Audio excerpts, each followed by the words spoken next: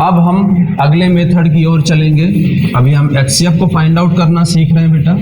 तो पहला जो मेथड हमने सीखा वो लॉन्ग डिवीजन मेथड। अब अगला मेथड है फैक्टर मेथड। देखो अगला मेथड क्या कहते हैं, फैक्टर मेथड। ठीक है, ये सेकेंड मेथड हमारा टू फाइंड द एचसीएफ। हम फैक्टर मेथड से, ठीक है, कैसे एचसीएफ को फाइंड आउट करेंगे इस चीज को हम देखेंगे। एक एग्जांपल लेके मैं चलता हूं। जैसे आपको कहा गया कि दो संख्याएं हैं, एक है 160 और दूसरी है 370। इन दोनों संख्याओं का आप महत्तम समापवर्त ज्ञात करो। ठीक है, यहां पर हम फैक्टर मेथड यानी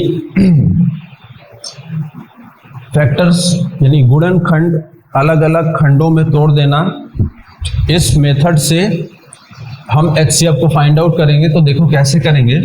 ऐसे मेथड में आपको हमेशा एक ही चीज बेटा सोचनी है कि अगर आपके पास दो संख्याएं हैं या उससे भी अधिक है, तो अगर दो संख्याओं की मैं बात करूं तो उन दो संख्याओं में ऐसी कौन सी एक हाईएस्ट कॉमन डिजिट है जो दोनों जगह पर है, उस डिजिट को पहले आपको आउट कर लेना है। कैसे करना, देखो ये है 160 और ये है 370। अंतिम में अगर शून्य है इसका मतलब दोनों का एक फैक्टर जो है 10 तो मिलना ही मिलना है। तो आप इसको तोड़ देंगे तो 160 को हम क्या लिख सकते हैं बेटा, 16 गुणा 10, और 370 को हम क्या लिख सकते हैं, 37 गुणा 10। अब आप देखो 16 और 37, 37 एक अभाज्य संख्या है, प्राइम नंबर है। तो 16 और 37 में तो कुछ भी कॉमन नहीं निकलने वाला है, यानी इनमें जो हाईएस्ट कॉमन डिजिट दोनों जगह पे हमें दिख रही है वो कितनी, 10। यानी लेट से हम कह सकते हैं 160 और 370 का जो एचसीएफ निकल के आना वो कितना है, 10। ठीक है, तो ये है हमारा फैक्टर मेथड। अभी इस पर भी मैं कई सारे क्वेश्चंस लूंगा, आप बढ़िया से क्लियर कर पाओगे इसको भी। देखो एक क्वेश्चन इस पर दे रखा है, 18 और 90 का महत्तम समापवर्त ज्ञात करें। Find the HCF of 18 and 19। ठीक है, ये दो नंबर दे रखे हैं हमें, एक 18 और दूसरा 90, और कह रहा हमें एचसीएफ निकालना है।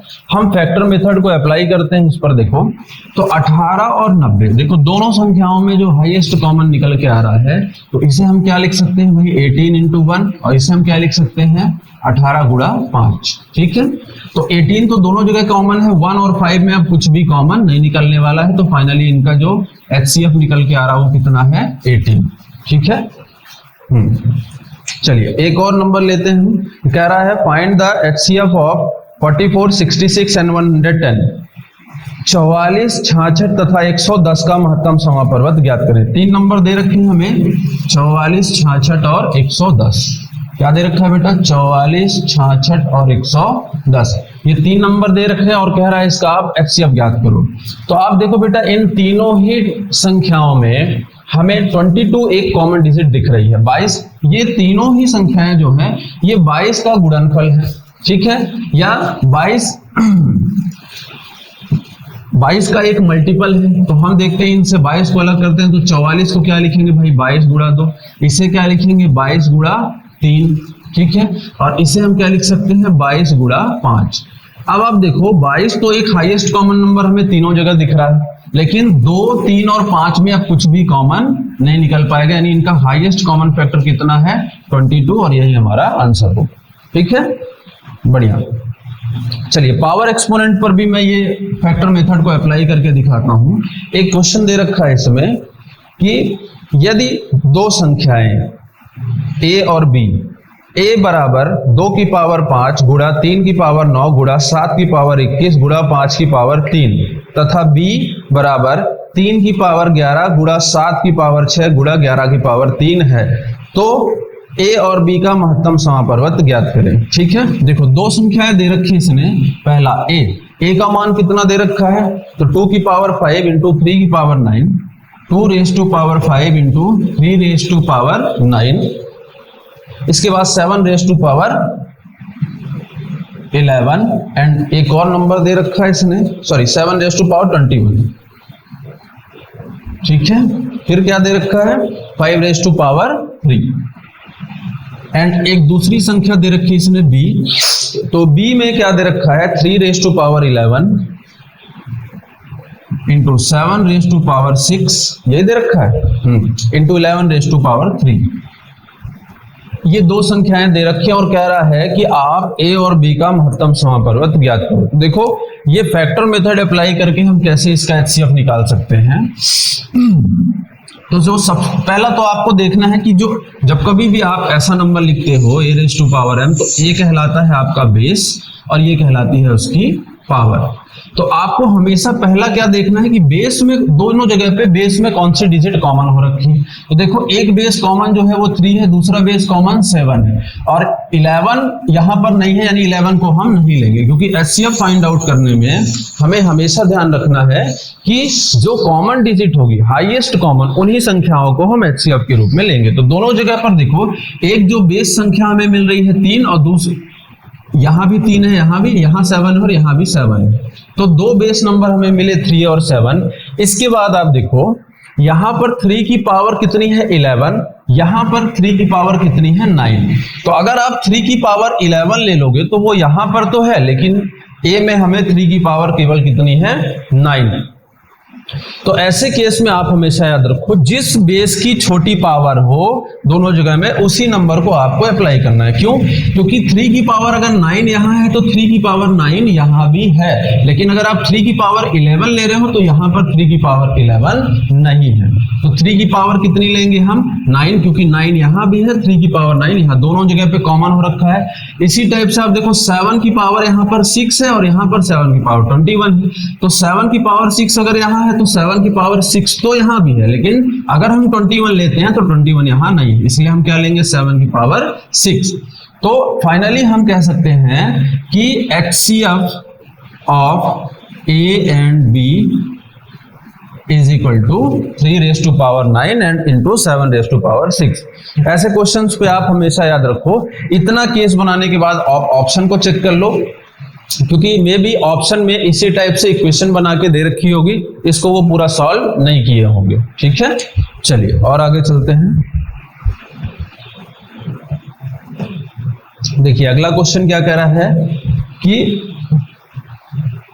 288, 408 और 552 का महत्तम समापवर्त ज्ञात करें। Find the HCF of 288, 408 and 552। ठीक है, 288, 408 और 552। ठीक, क्या कह रहा है 288, 408 और 552, ये तीन संख्याएं दे रखी है इसने और कह रहा है इनका महत्तम समापवर्त ज्ञात करो। तो बेटा देखो एक बात बहुत अच्छे से समझ लो, सबसे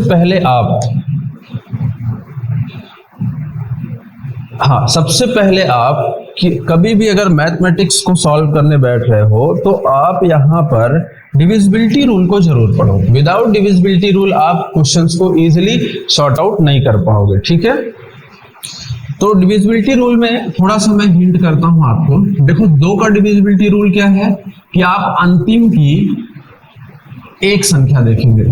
4 का डिविजिबिलिटी रूल क्या है भाई कि आप लास्ट के 2 नंबर्स को देखेंगे। ठीक है, 2 डिजिट्स को देखेंगे। 8 का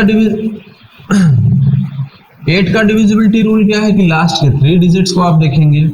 फिर 16 का डिविजिबिलिटी रूल क्या है भाई, लास्ट के 4 डिजिट। ऐसे आप अलग अलग रूल्स को अप्लाई करते जाओगे। तो देखो आप ध्यान से समझो, यहां पर लास्ट की दोनों ही डिजिट्स 8 से पूर्णतः डिविजिबल हो रही है तीनों जगह पे, यानी 8 इनका एक कॉमन फैक्टर है सभी जगह पे।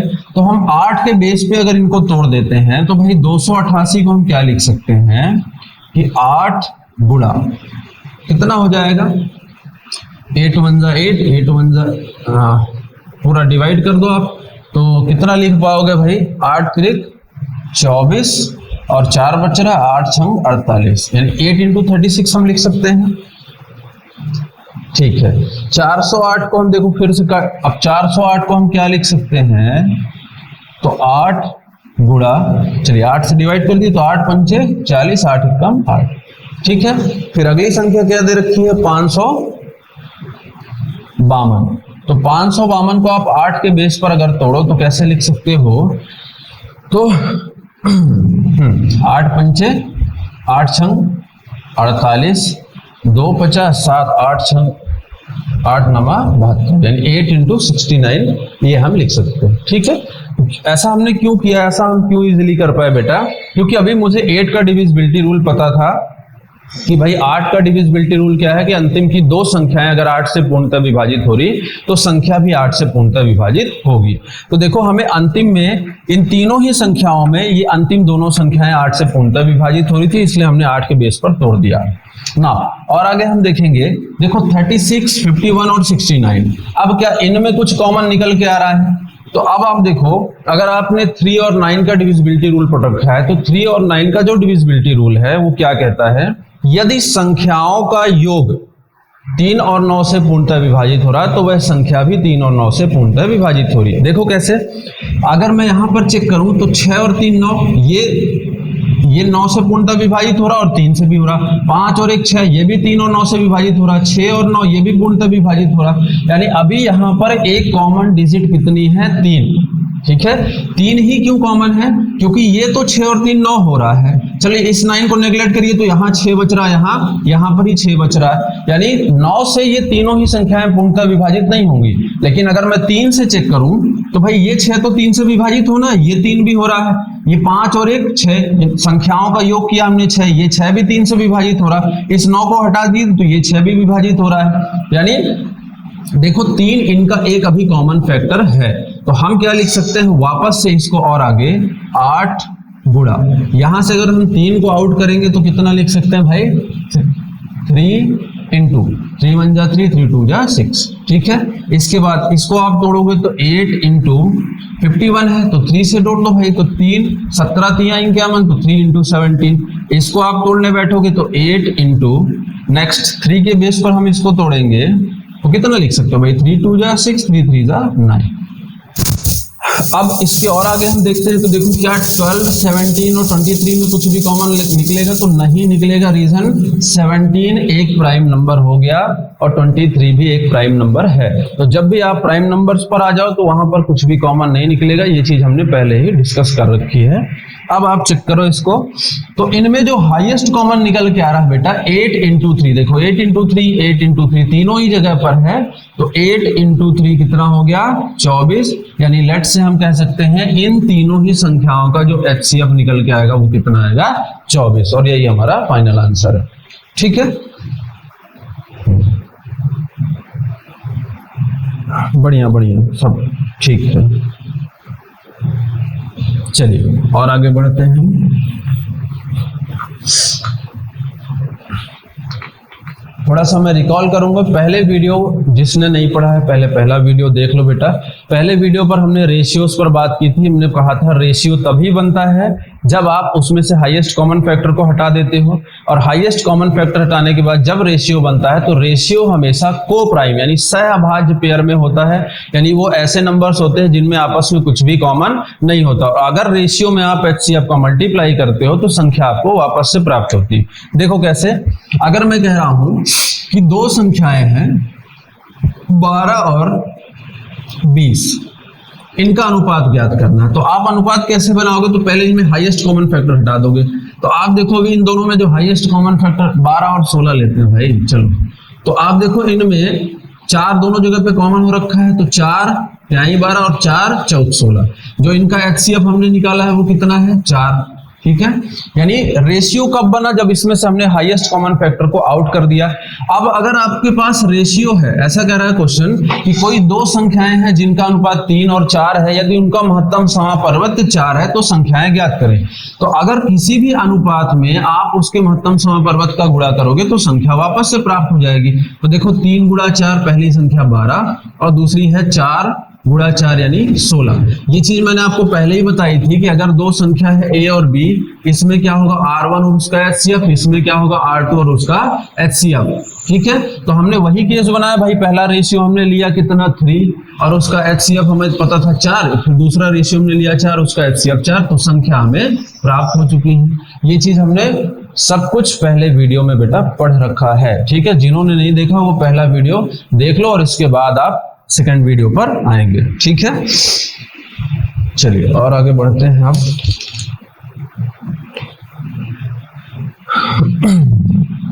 इस टाइप का भी एक क्वेश्चन पूछा गया था एग्जाम में, उसको भी मैं इंक्लूड कर रहा हूं।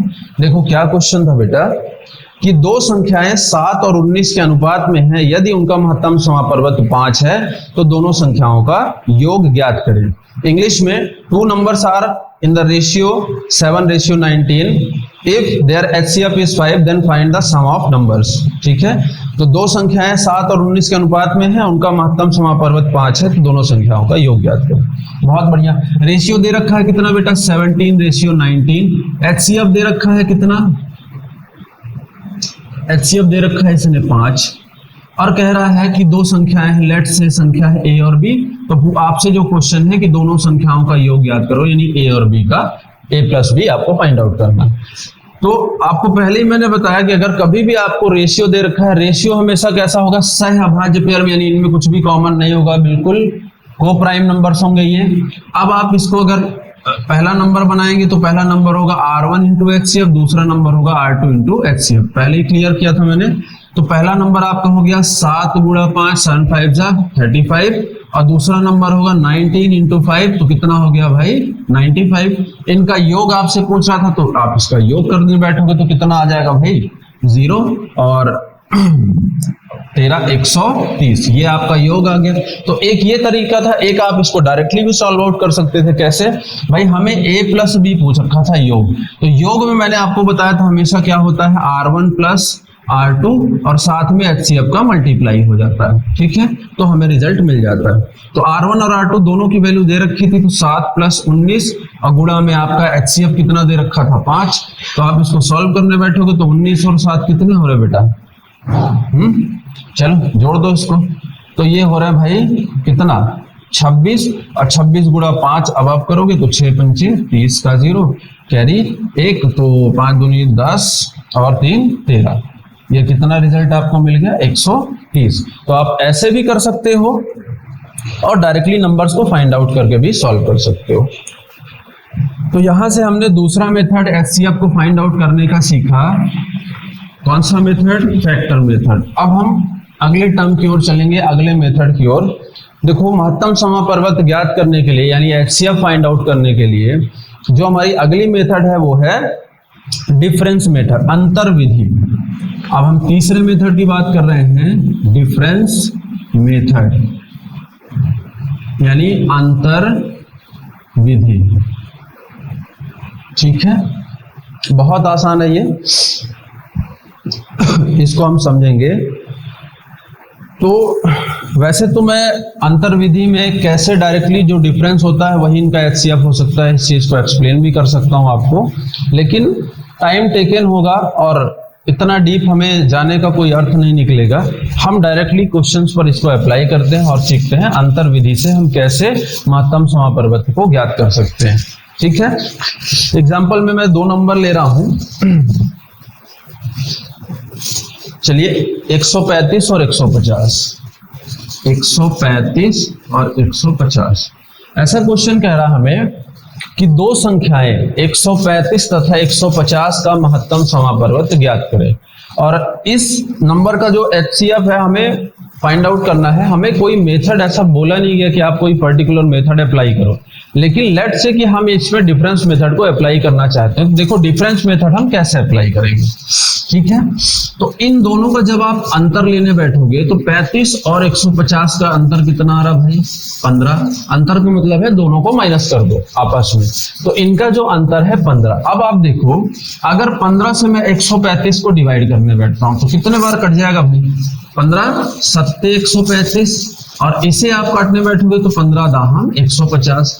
यानी अगर हम मान रहे हैं कि इन नंबर्स का HCF यानी डिफरेंस कितना है 15, और इसी डिफरेंस को अगर मैं HCF मान रहा हूं तो इन नंबर्स में मैं अगर हाईएस्ट कॉमन फैक्टर 15 को हटा रहा हूं तो रिमेनिंग जो पेयर बच रहा है प्राइम पेयर वो 7 और 10। अब देखो इस 7 और 10 में कुछ भी कॉमन नहीं निकल के आ रहा है, यानी हम कह सकते हैं इनका जो हाईएस्ट कॉमन फैक्टर होगा वो 15 ही होगा।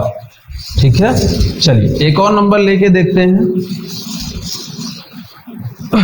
अगला नंबर है देखो 72 and 90। Find the HCF of 72 and 90। 72 और 90, इन दोनों नंबर्स का हमें HCF फाइंड आउट करना है। तो हम यहाँ पर अंतर विधि को लगा रहे हैं, डिफरेंस मेथड को अप्लाई कर रहे हैं। देखो कैसे सॉल्व करेंगे। तो इन दोनों का अगर आप डिफरेंस बनाने बैठे हो बेटा 72 और 90 का, तो कितना निकल के आ रहा है? अंतर आ रहा है 18। बहुत बढ़िया, यानी इनका जो डिफरेंस है वो कितना है? 18।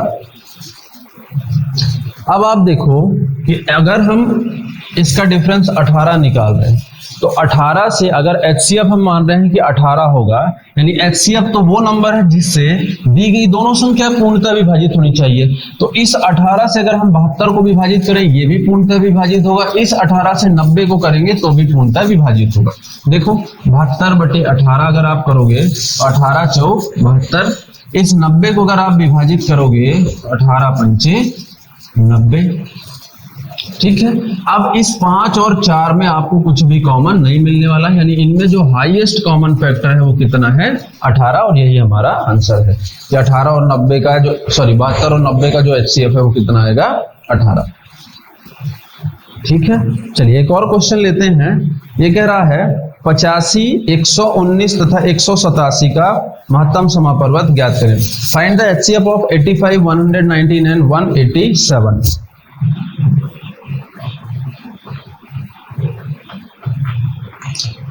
तीन संख्या दे रखी बेटा, 85, 119 और 187।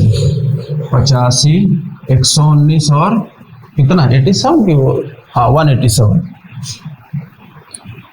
ठीक है। तो अब आप समझो, अगर कभी भी आपको दो से ज्यादा संख्याएं मिल रही हैं, यानी 3 संख्याएं मिल रही हैं, 4 मिल रही हैं, व्हाटएवर, बहुत सारी मिल रही हैं, मगर 2 से अगर ज्यादा संख्याएं, तो हमेशा आप ऐसे दो नंबर्स का HCF डिफरेंस, अंतर निकालने की कोशिश करेंगे जो नंबर्स का अंतर सबसे कम हो। ठीक है, एक बार वापस रिपीट कर रहा हूं मैं। अगर आपके पास 2 से ज्यादा संख्याएं हैं HCF निकालने के लिए और आप अंतर विधि को अप्लाई करना चाह रहे हो, तो आप ऐसे दो नंबर्स, केवल ऐसे दो नंबर्स को आप पकड़ो जिनका अंतर आपको सबसे कम मिलना है। तो अब आप देखो, अगर 85 और 119 में मैं देखूं तो मुझे अंतर कैसा मिलना भाई? ज्यादा मिलना है या कम? ठीक है, देख लो, दोनों का डिफरेंस करके देख लो। तो 85 और 19 का अगर आप डिफरेंस बनाओगे तो आपको कितना अंतर मिल रहा है यहां पर? कर लो एक बार, 34। और अगर इन दोनों नंबर्स का आप डिफरेंस बनाने बैठोगे तो आपको कितना मिलेगा? ये 60।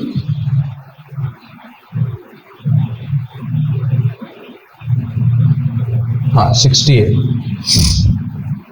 ठीक है, ये आपका डिफरेंस हो गया। तो जो छोटा डिफरेंस है वो कितना है? 34। यानी आप हमेशा याद रखो, अगर ऐसा केस है आपके पास कि भाई 2 से ज्यादा नंबर्स और इनका HCF निकालना है, तो आप ऐसे दो नंबर्स को पकड़ो जिनका डिफरेंस कम है। तो इन दोनों नंबर्स पे डिफरेंस कम है। कितना डिफरेंस आ रहा है बेटा? 34। अब देखो, आप 34 से अगर मैं चेक करने बैठूं तो ये तीनों ही नंबर तो नेगलेक्ट नहीं होने, यानी 34 इस बार डायरेक्टली इनका HCF नहीं होगा। तो ऐसे केस पर क्या करना है आपको कि 34 को आपको फैक्टराइज कर देना है, यानी तोड़ देना है। देखो 34 को हम क्या लिख सकते हैं? 1 इंटू 34। 2 के बेस पर इसको हम क्या लिख सकते हैं? 2 गुणा 17। ठीक है, और कुछ होगा? 3 के बेस पर जाएगा? बताओ, नहीं जाएगा। और आगे देख लो, 3 के अलावा नहीं जाएगा। तो ठीक है, यानी अब इसका कोई भी फैक्टराइजेशन हम यहां से नहीं ले पाएंगे। तो सबसे पहले बड़ा नंबर से आपको चेक करना है। 34 से तीनों ही संख्याएं नहीं कटेंगी। इसके बाद अगला बड़ा नंबर क्या भाई? 17। तो देखो 17 से क्या ये तीनों ही नंबर कट जाएंगे? चेक करो, तो 85 कट जाएगा, 119 भी कट जाएगा, 187 भी कट जाएगा। ठीक है, यानी फाइनली हम कह सकते हैं जो इनका HCF निकल के आ रहा है वो कितना आ रहा है? 17। ठीक है, चलिए और आगे चलते हैं। अब डायरेक्टली क्वेश्चन को लेते हैं, एग्जांपल्स पर बात नहीं करेंगे। ठीक है, कह रहा है ये कि 48, 90 और 120 का महत्तम समापवर्त ज्ञात करें। 4 ऑप्शन दे रखे हैं, 5, 7, 6 और 8। Find the HCF of 48, 90 and 120।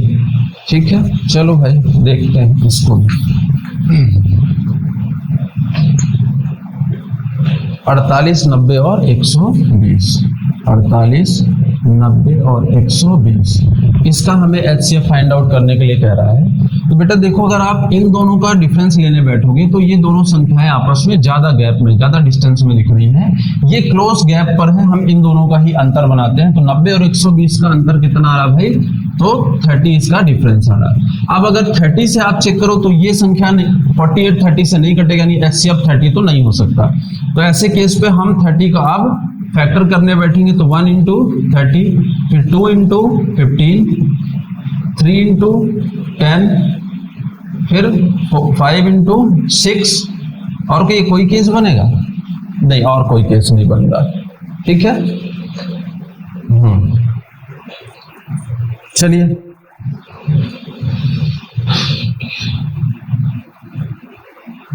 अब आप इसको हम चेक करने बैठेंगे तो देखो, सबसे पहले बड़ा नंबर है 30, तो 30 से तो तीनों नंबर डिविजिबल नहीं होंगे, ये कैंसिल आउट हो गया। फिर अगला बड़ा नंबर है 15, तो देखो 15 से ये 48 भी नहीं कटेगा, ये भी कैंसिल आउट हो गया। 10 से अगर मैं बात करूं, ये कैसे मुझे पता चल रहा है बेटा? देखो यहाँ पर 15 है, 15 में एक संख्या जो है 3 into 5, तो 5 का डिविजिबिलिटी रूल ये कहता है कि अंतिम में जो संख्या है वो 5 होनी चाहिए इकाई का अंक, तभी वो नंबर 5 से पूर्णतः विभाजित। तो तीनों ही संख्याओं में ऐसा केस नहीं बन रहा, इसलिए ये 15 से डिविजिबल नहीं होंगी।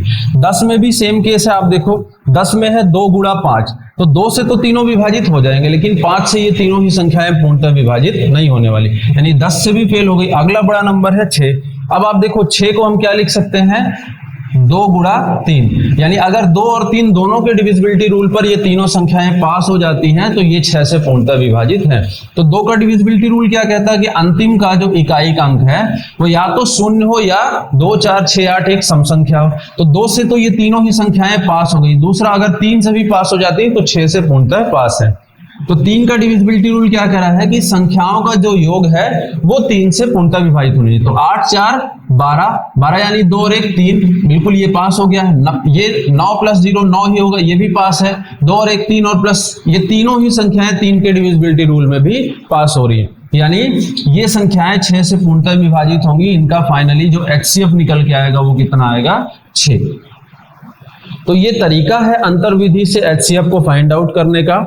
अगर डायरेक्टली जो डिफरेंस है वो तीनों संख्याओं को डिवाइड कर रहा है तो वही आपका HCF होगा। इन केस अगर डिफरेंस से तीनों ही संख्याएं डिवाइड नहीं हो रही तो उस केस पर आप जो भी डिफरेंस है उसका फैक्टर कर दो, उसे प्राइम नंबर्स पर तोड़ दो, प्राइम पेयर्स पर तोड़ दो, और इसके बाद आप बड़े नंबर से चेक करते जाओ और आपको रिजल्ट मिल जाएगा। ठीक है, चलिए आगे बढ़ते हैं हम। तो जैसा भी हमने HCF निकालने के बहुत सारे तरीके सीखे हैं, अब अगला जो टर्म हम सीखने जा रहे हैं कि एक्सपोनेंट और पावर बेस्ड क्वेश्चंस पर हम HCF को कैसे फाइंड आउट करेंगे। तो जैसा एक क्वेश्चन आपको दे रखा है, अगर एग्जांपल 2 की पावर 33 + 1 और सेकंड नंबर दे रखा है 2 की पावर 21 + 1, इस पे कह रहा है कि आपको HCF फाइंड आउट करना है, फाइंड द HCF। तो ऐसे केस पर आप HCF कैसे फाइंड आउट करोगे? देखो बहुत इजी है, बहुत सिंपल है। क्या करना, अगर आपके बेस नंबर पर सेम दे रखा है तो ऐसे केस पर जिस नंबर पर पावर लगी है इसे आपको लिखना है। यहाँ पर जो भी पावर दे रखा है इन पावर्स का आपको HCF लेना है। तो 33 और 21, इन दोनों नंबर का अगर आप HCF लोगे तो यहाँ पर जो HCF निकल के आएगा तो इसे हम लिख सकते हैं क्या बेटा? 11 × 3, और इसे हम क्या लिख सकते हैं? 3 × 7। दोनों जगह पे जो हाईएस्ट कॉमन फैक्टर है वो कितना है? 3। तो 2⁻³ और +1, तो 2⁻³ हो गया 8 + 1 कितना हो गया बेटा? 9, यानी इनका जो HCF निकल के आएगा वो कितना है? 9। ठीक है, इस टाइप से ऐसे केस का हम सॉल्यूशन करेंगे। चलिए एक और क्वेश्चन लेते हैं। देखो क्या कह रहा है, 5⁻57 + 1 और 5⁻133 + 1, फाइंड द HCF।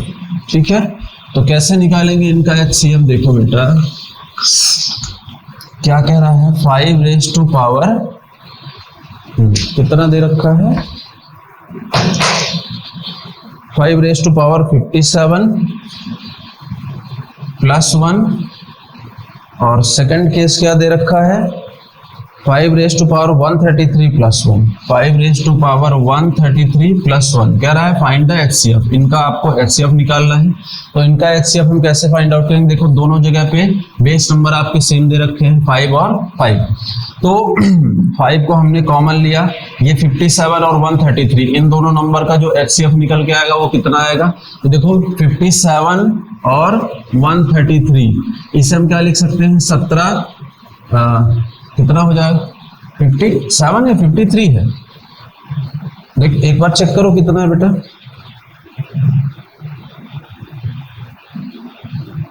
हाँ 57 राइट, ठीक है। तो इसे हम क्या लिख सकते हैं? 19, ठीक है, 19 या 57, इसे आप क्या लिख सकते हो? 19 इंटू 7, ठीक है। ये हो गया रिजल्ट। तो इनमें जो हाईएस्ट कॉमन डिजिट निकल के आ रही है वो कितनी है? तो 5 रेज टू पावर 19 प्लस 1, यही आपका एचसीएफ होगा। ऑप्शन में आप देख लेना, यही वैल्यू आपको मिलेगी, ठीक है। चलिए और आगे बढ़ते हैं भाई।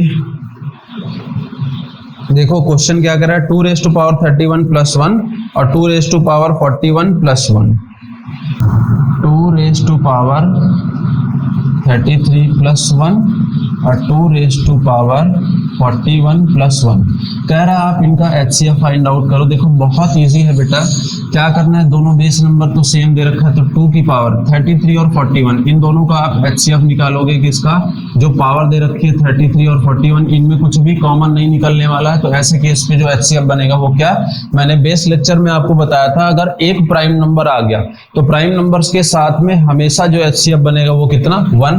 तो 2 रेज टू पावर 1 प्लस 1, तो 2 रेज टू पावर 1 2 प्लस 1 कितना आ गया रिजल्ट? 3, यानी इनका जो एचसीएफ निकल के आएगा वो कितना है? 3, ठीक है। चलिए अगले क्वेश्चन की ओर चलते हैं हम। अगला क्वेश्चन देखो बहुत इंपॉर्टेंट है बेटा, एसएससी सीजीएल मेंस 2012 में ये क्वेश्चन आया हुआ था, ठीक है। और थोड़ा सा लॉजिकल है क्वेश्चन, समझना है आपको ध्यान से।